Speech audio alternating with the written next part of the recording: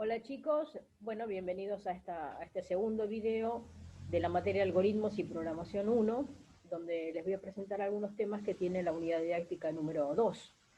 En este caso vamos a ampliar algunos conceptos que vimos en la unidad didáctica anterior y recuerden de siempre realizar las actividades que figuran en todas ellas.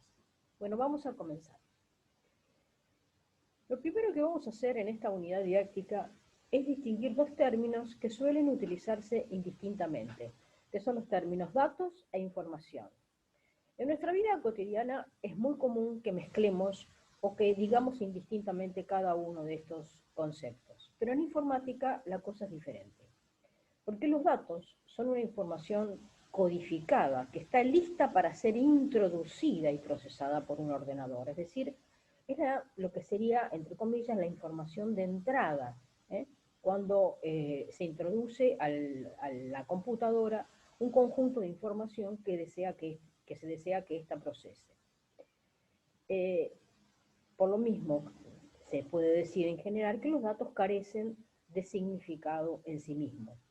Una vez que esos datos son procesados por la computadora, se muestra, como vimos en la unidad didáctica anterior y en el video anterior, el resultado de algún modo inteligible, que en general lo hacemos o por pantalla o por impresora o por lo que fuera, un dispositivo periférico de salida, y a eso sí lo consideramos información. Entonces, si por un lado los datos son la información entrante, luego del procesamiento, lo que llamamos información es el resultado obtenido de ese procesamiento. Así distinguimos estos términos, datos e información. ¿Qué es un operando? En matemática y también en matemática y en informática, el operando es una de las entradas, argumentos o variables de un operador. A ver, en el ejemplo 3 más 6, más sería el operador y 3 y 6 serían los operandos. 9 es el resultado. Así se opera en matemática y también es lo mismo en el término informática. Entonces, por un lado tenemos los operadores, que son los signos, y lo que serían los datos iniciales, a que llamamos operandos. ¿Bien? 9 sería el resultado o el dato obtenido bajo el término información.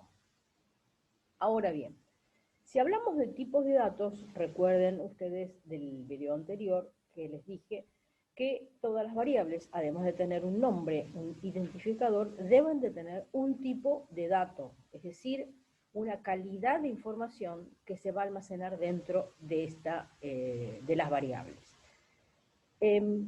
Los datos, obviamente que van a incidir siempre en la elaboración de los algoritmos, siempre, porque son necesarios, muy necesarios.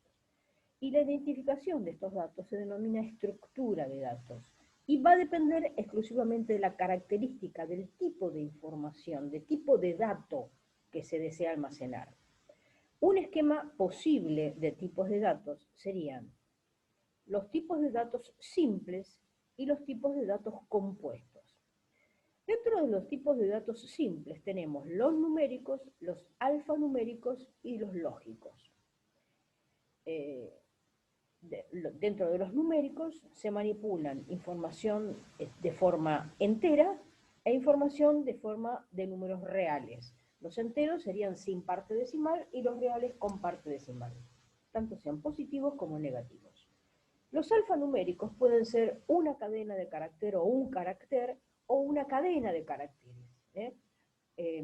Vamos a llamar casi siempre, estos términos se manipulan en inglés, así que los numéricos enteros se llaman en inglés integer, porque integer quiere decir entero, los reales se llaman real o real, así se ponen, los de tipos de cadena se llaman char, por su abreviatura en inglés de character, y los cadenas de caracteres se llaman en inglés string. Y los datos lógicos, verdaderos o falsos, se los suele llamar tanto en matemática como en informática tipos de datos booleanos. Boole ha sido un matemático de 1800 que ha introducido el término de la álgebra booleana. Por lo tanto, Bol se escribe, bull se escribe B larga, O-O-L-E, se suele utilizar como sinónimo en castellano tipo de dato lógico o bien tipo de dato booleano o boolean en inglés. Fundamentalmente en esta parte de la materia vamos a trabajar con tipos de datos simples para arrancar, para empezar, para trabajar. Vamos a ver tipos de datos simples que les vamos a asignar a nuestras variables, tanto sean enteros, reales, de carácter, de cadena de caracteres o bien de tipos de datos lógicos. Por otro lado, y para, digamos, la segunda parte de la materia, vamos a ver lo que serían los tipos de datos compuestos, comenzando con los arreglos, que se pueden subdividir en arreglos unidimensionales, a los cuales comúnmente se los llaman vectores, y los arreglos multidimensionales, mejor dicho, los arreglos en dos dimensiones se los llaman matrices. Y luego están los arreglos multidireccionales, que serían en más de dos direcciones. Son más difíciles de imaginar. A ver si los entendemos. Mientras en los tipos de datos simples se puede guardar un solo dato dentro de una variable, mientras que los tipos de datos compuestos podemos guardar más de un dato. ¿Cómo hacemos esto? Mientras que los arreglos son pedacitos de memoria en el cual podemos subdividirlo en una fila, lo que serían vectores, en una fila columna, como sería una planillita de Excel, fila columna, a lo cual le llamamos matriz, o multidimensionales, que tienen más, por ejemplo, de 3 dimensiones sería guardar en algo parecido, a ver si nos imaginamos un cubo, donde tenemos 3 dimensiones para guardar datos. La característica que tienen el tipo de tipo de datos arreglos, en array se dice, en inglés se dice array, es que todos los datos deben ser del mismo tipo. Es decir, si definimos un vector de tipo numérico entero, todos los datos que se almacenen dentro de esa variable van a tener la característica de tener que ser únicamente enteros. Lo mismo si decimos que tienen que ser cadena de caracteres. En cada una de esas subcasillas que guardaría esa variable, guardaríamos solamente cadena de caracteres. No podemos mezclar. Y por otro lado tenemos los tipos de datos estructurados, que son definidos por el usuario. Vamos a definirlos cuando llegue el momento de la manera adecuada. Y en este caso tenemos registros, en primer lugar. Los registros son algo parecido a lo que serían los arreglos tipo matriz, es decir, de dos dimensiones, o de una dimensión también puede ser. Los registros se caracterizan en que pueden guardar datos, pero de diferente tipo. A diferencia de los arreglos que guardan datos del mismo tipo, los registros pueden guardar datos de diferente tipo, lo cual es muy usado cuando tenemos que utilizar este tipo de herramienta.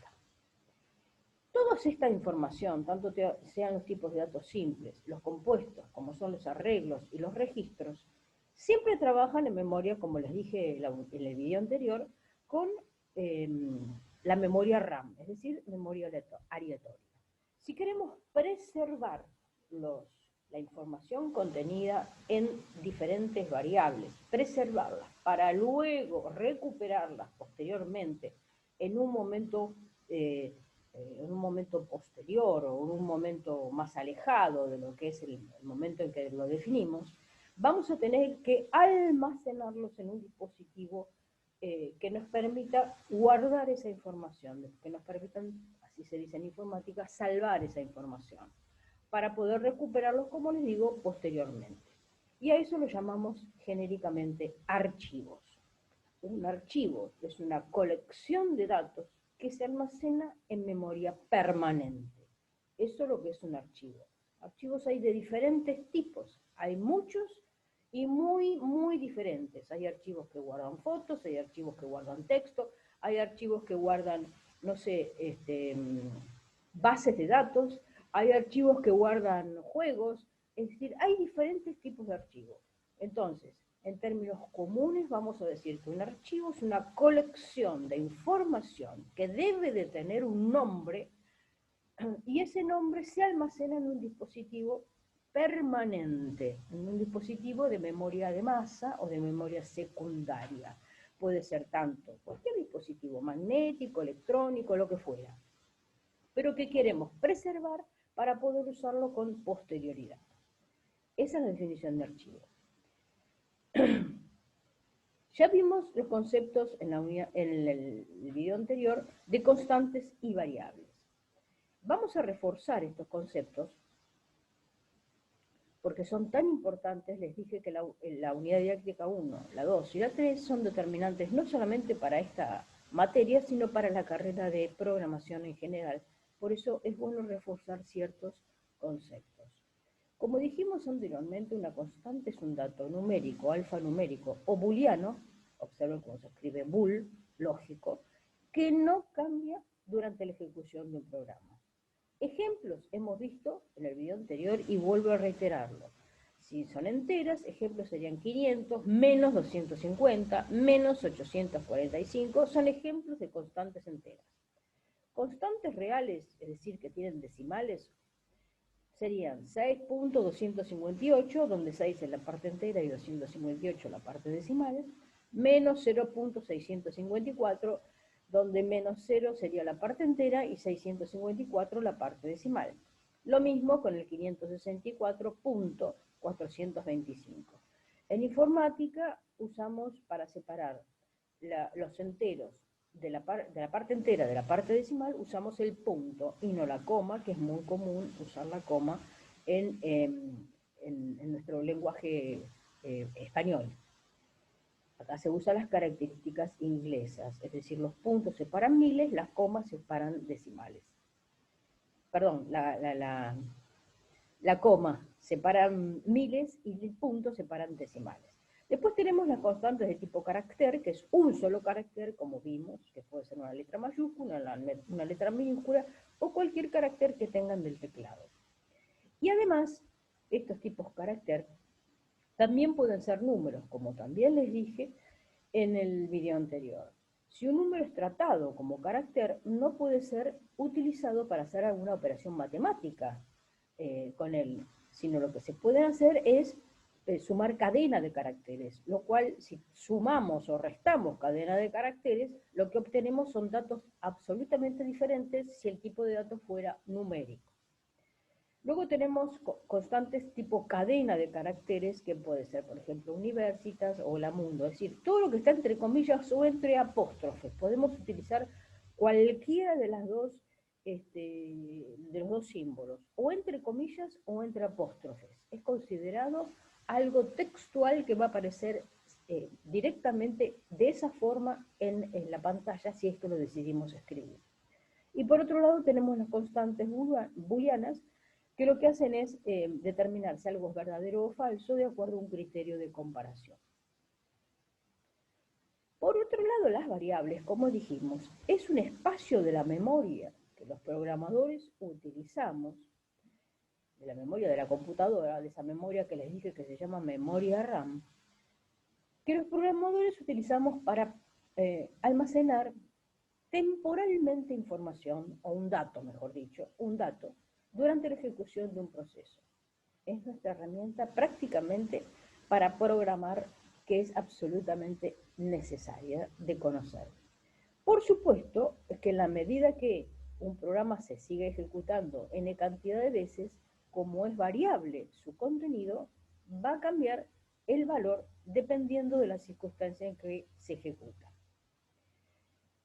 Obviamente, también les dije antes, y se los recuerdo ahora, que las variables, todas las variables que se almacenen en una memoria, es necesario que lleven un nombre, es decir, llamamos a eso un identificador, porque de esa manera lo podemos reconocer dentro del algoritmo. Y también tiene asociado un tipo de dato. Es decir, cuando un programador decide utilizar una variable dentro de un algoritmo, que después será programa, tiene que ponerle un nombre y definirle el tipo de información o tipo de dato que va a recibir esa variable. Nombre o identificador y tipo, eso es necesario. Fíjense ustedes estos ejemplos. Acá tenemos variable que lleva el nombre num1 y el dato que guarda es 168. Observen que el tipo de información es de tipo entero. Yo acá no puedo poner números con decimales aquí adentro, porque si he definido como entero y guardo números decimales, me va a dar un error, porque si yo lo definí como entero, tengo que guardar números enteros, tanto sean positivos como negativos, pero sin parte decimal. DOM-CLIE, fíjense que a veces los identificadores o los nombres son importantes en la manera de identificarlos. Es decir, que el nombre me tiene que decir, de alguna manera, qué es lo que pretendo almacenar como dato dentro de esa variable. Si pongo DOM-CLIE es porque, evidentemente, lo que quiero guardar es el domicilio de un cliente. Y si lo hemos definido como programadores, como cadena de caracteres, lo que hay es una combinación de letras y de números que son tratados como cadena de caracteres. Este 405 no es un número que se va a utilizar para hacer ningún cálculo, sino para identificar en la dirección donde vive un cliente determinado.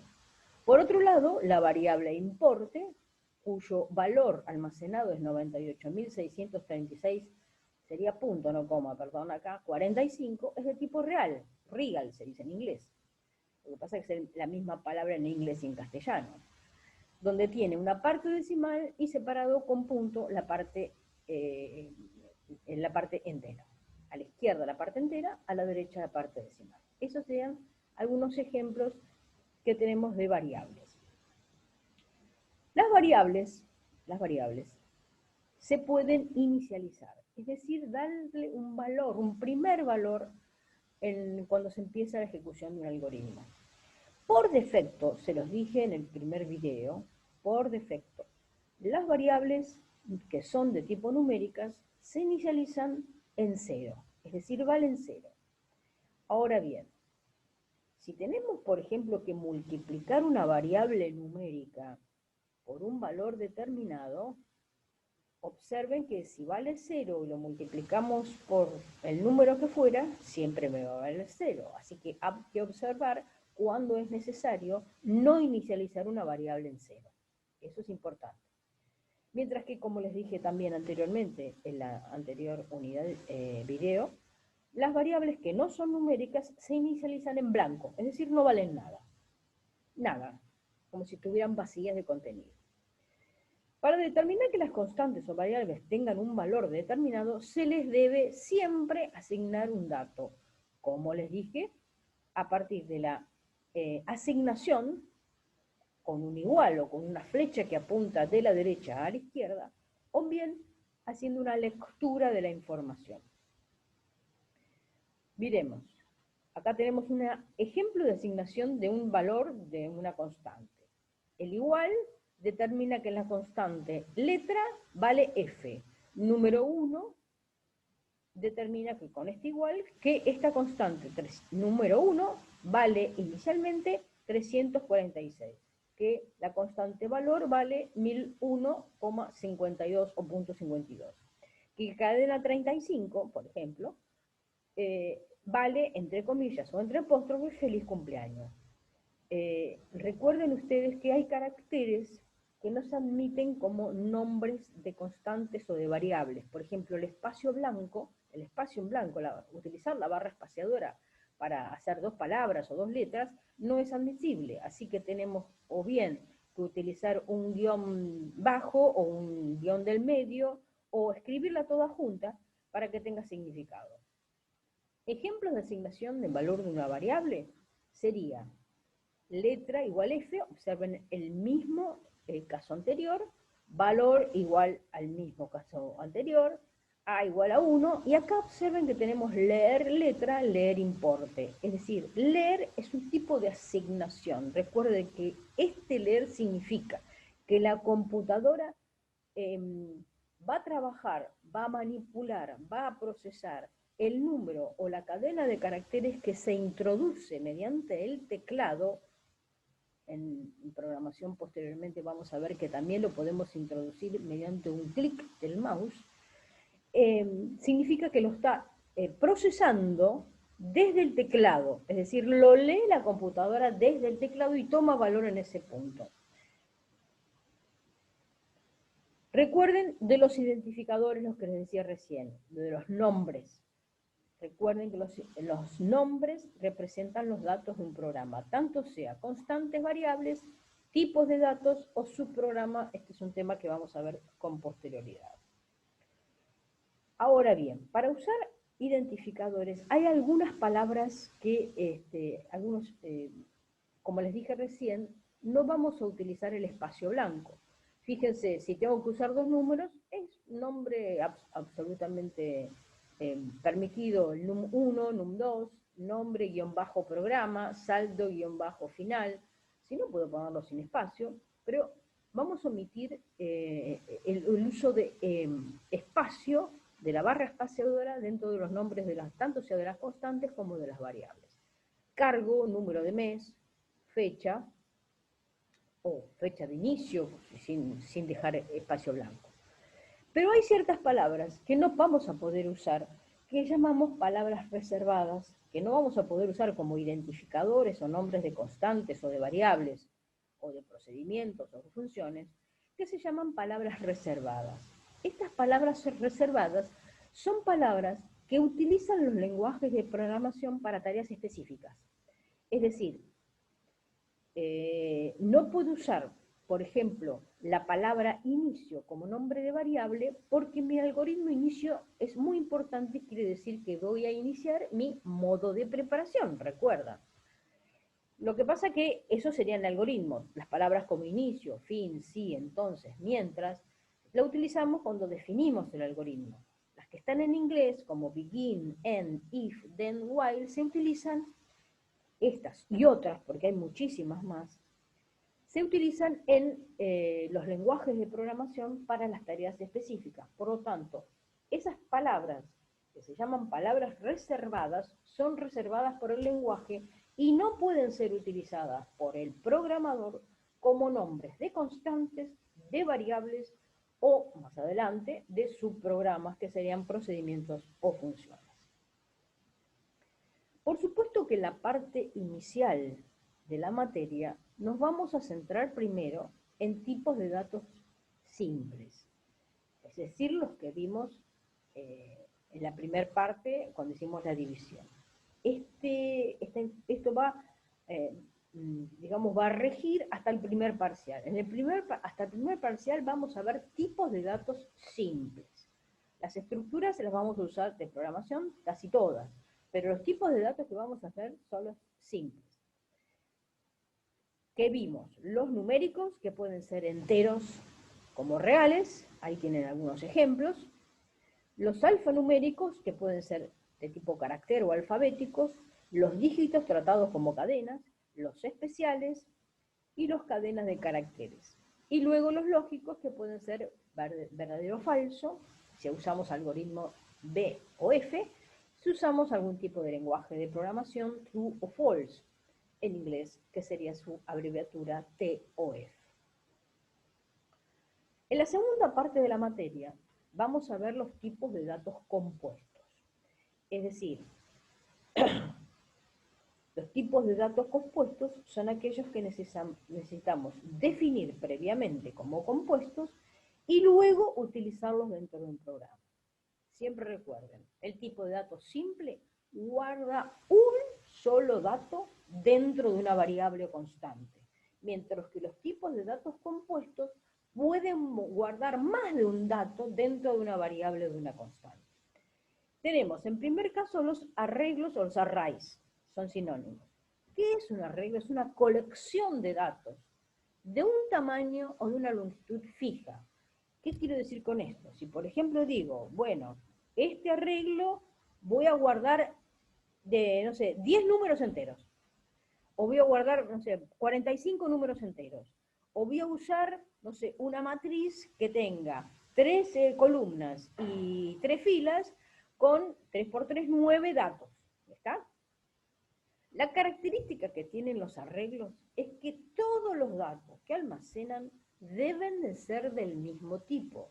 Así que si como programadores definimos un vector o cualquier tipo de arreglo lo definimos en una parte esencial del programa, si lo definimos, luego tenemos que definir qué tipo de dato va a almacenar. Si, por ejemplo, definimos que un arreglo sea de tipo numérico y luego lo queremos introducir, o lo queremos utilizar, o el usuario lo utiliza para guardar tipos de datos alfabéticos, lo que vamos a tener es una corrida fallida del programa. Es decir, el programa va a dar un error. ¿Está claro?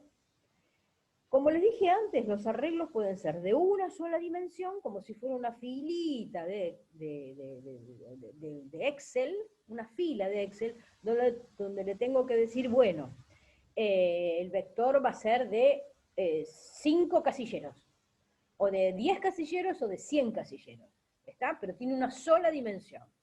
Mientras que los bidimensionales tienen dos, bi viene de dos, también llamados matrices.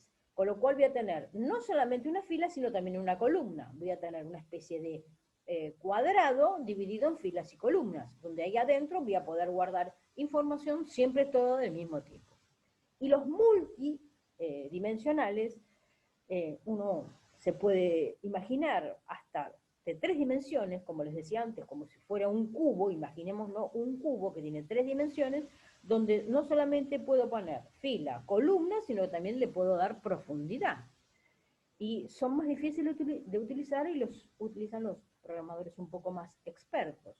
También hay arreglos que son de más dimensiones, más difíciles de imaginarnos cómo se van a utilizar.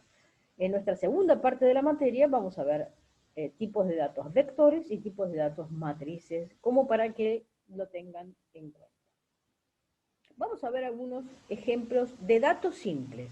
Recuerden, un dato simple es un dato que se almacena en una variable, en un único dato. Y aquí tenemos la variable num1 que almacena el número 168. Como les dije antes, la variable domclie que guarda la dirección de un cliente. La variable importe que guarda un importe con parte decimal. Por lo tanto, este será de tipo entero, este será de tipo cadena de caracteres y este será de tipo real. Entero se dice integer, se escribe en inglés. Cadena de caracteres se escribe string. Importe, que sería real, se escribe real también. Por ahora, cuando trabajemos con algoritmos, lo vamos a hacer en castellano. Posteriormente, cuando veamos algún lenguaje de programación, ya lo vamos a ver en idioma inglés. Ahora vamos a ver ejemplos de datos arreglos. Por ejemplo, un vector sería, ven, en la variable num1, que acá guarda 168, acá guardo 168, en el casillero 256, en el casillero 3, 305 y en el casillero 4, el número 35. Observen que los vectores, los que tienen son unos numeritos que identifican el número de casillero donde guardo. Casillero se llama, o bien se dice subíndice, o índice. Los índices pueden ser desde 1 a 45, pueden empezar desde 0, pueden empezar del número que quiera. Como programador lo puedo utilizar como quiera, va a depender del tipo de cosa que tengo que hacer. Otro ejemplo sería el domicilio del cliente, que no solamente, acá estoy guardando 3 posibles domicilios de algún cliente determinado. Fíjense ustedes que acá empiezo con, en el casillero 0 guardo esta dirección, en el casillero 1 esta otra, en el casillero 2 esta. Este primer vector sería de una dimensión de 4 casilleros, así que tenía dimensión 4. Y lo que guarda son números enteros. El tipo de datos serían números enteros.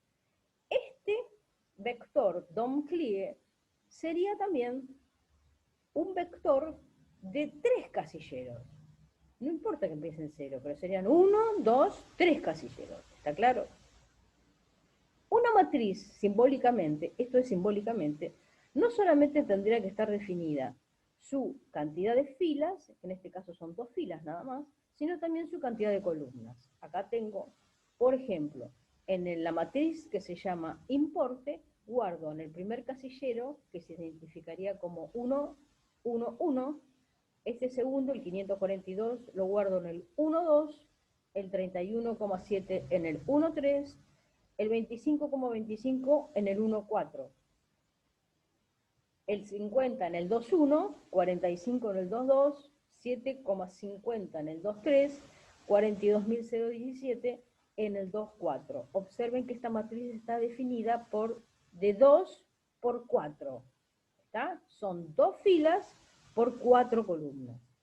En general, por cada fila se recorren todas las columnas, o bien también se puede recorrer por cada columna, se recorren todas las filas. Pero como les digo, tanto sean los vectores como las matrices, las vamos a ver en la segunda parte de la materia para el segundo parcial. Los tipos de datos registros, que también vamos a ver en el segundo parcial, son tipos de datos que también guardan información variada. Es decir, la programación, en este caso, nos va a permitir guardar datos de diferente tipo dentro de un registro. Ahora, a diferencia de los arreglos que guardamos todos números o todas letras o todo lo que fuera, acá lo que voy a permitir es que se guarde información de distinto tipo. Es un tipo de dato estructurado, que se llama en inglés tipo record, que consta de un conjunto de elementos que pueden ser del mismo tipo o de tipos diferentes. Fíjense este ejemplo. Por ejemplo, el registro clientes tiene, si se fijan bien, num clie, el número de cliente, nom clie, el nombre de la persona, dom clie, el domicilio, loc clie, la localidad, y deuda client, un importe determinado. A cada uno de estos casilleros se los denomina campos. Así tenemos el campo num clie, el campo nom clie, el campo dom clie, loc clie y deuda clie. Son diferentes campos. Acá los campos pueden ser de diferente tipo. Este es entero, este es cadena de carácter, este es cadena de carácter, este es cadena de carácter y este es real. Por lo tanto, en tipo de dato registro puedo guardar información del mismo tipo. Obviamente que esto va a ser muy utilizado sobre todo en los programas de gestión para guardar información en colección de datos. Pero hasta acá, como dijimos antes, toda la información se maneja en memoria RAM. Para poder almacenar, es decir, que perdure en el tiempo nuestra información, la debemos de almacenar en dispositivos secundarios de almacenamiento, a los cuales llamamos archivos, que como les dije es una estructura de datos que pueden ser en forma de registros, como no también, los cuales nos van a permitir recuperar esa información en el momento que creamos oportuno. Y lo que se hace es guardarlo, como les digo, en dispositivos auxiliares como cintas, discos o cualquier dispositivo electrónico en general, o guardarlo en la nube. Si queremos guardarlo allá, lo podemos hacer. En inglés, archivo se dice file, y como ustedes vean, hay de diferentes tipos.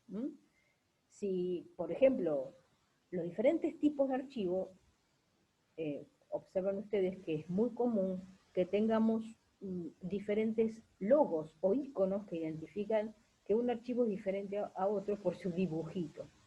Ese dibujito determina que viene determinado por el programa que lo genera. Así, un documento de tipo de texto va a ser de tipo doc, de documento, que son los típicos que genera Word, ¿verdad?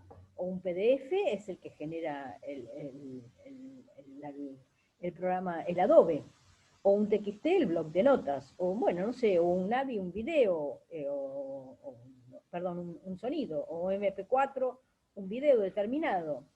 JPG sería una foto. Es decir, observen que hay tres palabras, tres letritas, mejor dicho, asociadas siempre a un dibujito y a un nombre de archivo determinado que hemos, como usuarios o programadores, determinado que lleve ese archivo. Esas tres letras adicionales que el programa generador de ese archivo crea, se denominan extensión del archivo. La extensión del archivo determina de qué tipo es el archivo. Si vemos JPG, es porque ese archivo está generado, es una foto. Así que los archivos son necesarios para preservar la información. Veamos algunos ejemplos antes de terminar. El primer ejemplo dice escribir un algoritmo en pseudocódigo que sume dos números enteros. Tenemos que sumar, primero, antes de realizar cualquier algoritmo, debemos analizar qué es lo que se pide, entender qué es lo que se pide. Entonces, el algoritmo lo que nos dice es, tenemos que sumar dos números enteros, cualquiera. Sea las veces que ejecute este algoritmo, este me va a producir la suma de dos números. Entonces tenemos el nombre del algoritmo, las variables que vamos a utilizar, A, B y C como numéricas enteras. Acá hay una escritura previa porque es común que los programadores utilicen el programa para una tercera persona o para personas diferentes, no es para usarlo nosotros. Entonces, debemos aclarar a la persona que usa el programa qué es lo que tiene que hacer. En este caso le tenemos que decir, mire, ingrese un primer número y luego se lea, es decir, se espera hasta que la persona que usa este programa escriba un número, se supone que es entero, no está aclarado. Una vez que se le da Enter, lo que se hace es mostrar esa frase ingrese segundo número. Y se espera hasta que el usuario del programa presione otro número cualquiera puede ser, que lo guarda en la variable que llamamos B adentro de ese pedacito de memoria. Luego, el proceso que hace el programa que sigue es asignarle a la variable C el valor de A más el valor de B. Y luego lo que hace es escribir con esta cadena de caracteres el resultado. Fíjense que el apóstrofe determina la cadena que va a aparecer textual. La coma, lo que sería C, es el dato en cuestión. Vamos a ver un segundo ejemplo, que dice escribir un algoritmo en pseudocódigo que calcule el área de un rectángulo. Recordar que su fórmula es base por altura. Ambos deben ser enteros positivos. Cuando nos dicen ambos deben ser, nos está diciendo que tanto la base como la altura no pueden ser números negativos. Por lo tanto, tenemos que validar que esto sea así. No podemos permitir que el programa continúe si el valor de la base y el valor de la altura no son números positivos. Definimos las variables base y altura y área como numéricas enteras. Luego de iniciar el algoritmo, vamos a usar una estructura de repetición. Fíjense que ahora les voy a decir esta estructura de repetición, que lo que nos va a permitir es que este bucle, este ciclo continúe hasta que la base sea positiva.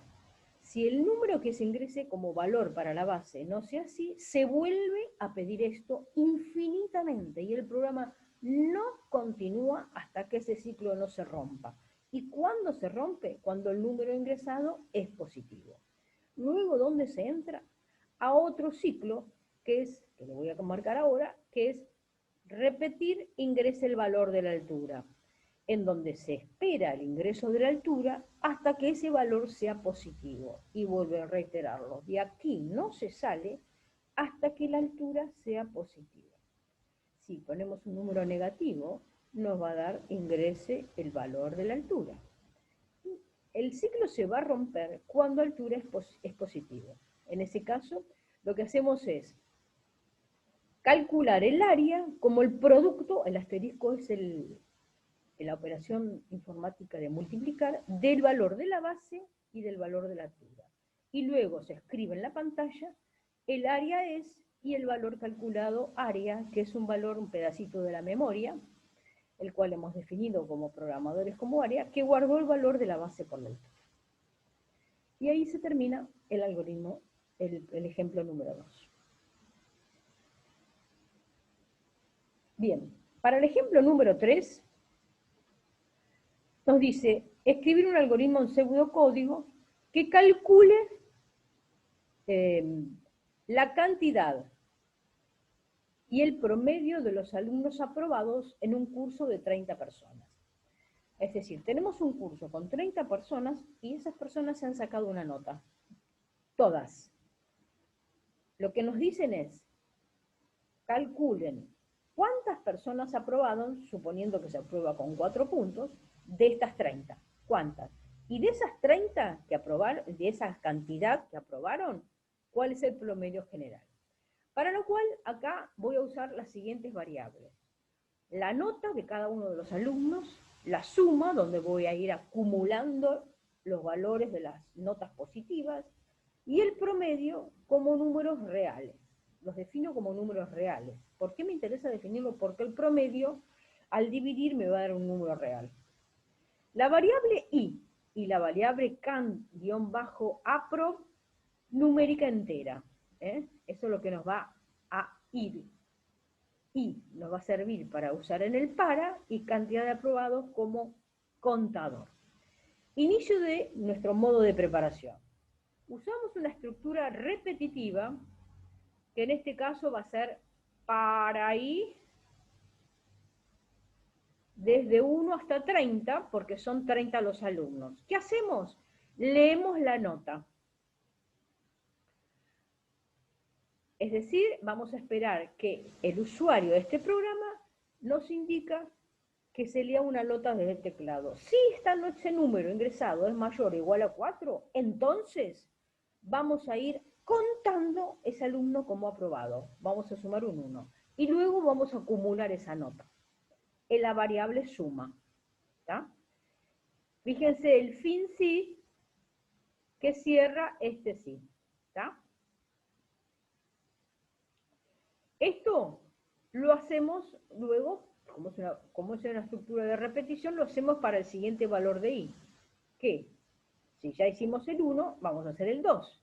Se lee la segunda nota, se evalúa esa nota. Si es menor a 4, no se toma en cuenta. Va el siguiente valor de i, que sería 3. Leemos otra nota y así hasta el número 30.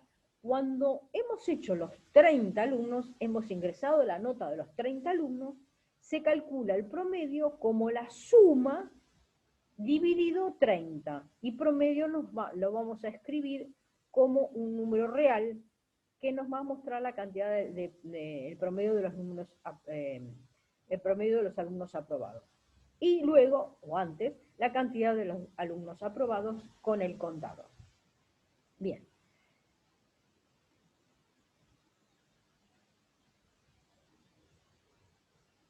Bien, hasta acá, chicos, quedó ahí para borrar lo que acabo de escribir dentro del video. Hasta acá, chicos, tenemos ampliado algunos conceptos de lo que vimos en el video número 1 y nos va a servir mucho, mucho realizar las actividades que están dentro de las unidades didácticas. Así que, por favor, les sugiero que lo hagan. De todas maneras, yo voy a poner ejercicios adicionales. Y ante cualquier duda que ustedes tengan para la resolución de estas actividades, como de cualquier otra que haya surgido de la lectura del material o de ver el video, les pido por favor que se comuniquen conmigo mediante un mensaje. Bueno, como siempre les deseo lo mejor y nos vemos en nuestro próximo video. Muchas gracias.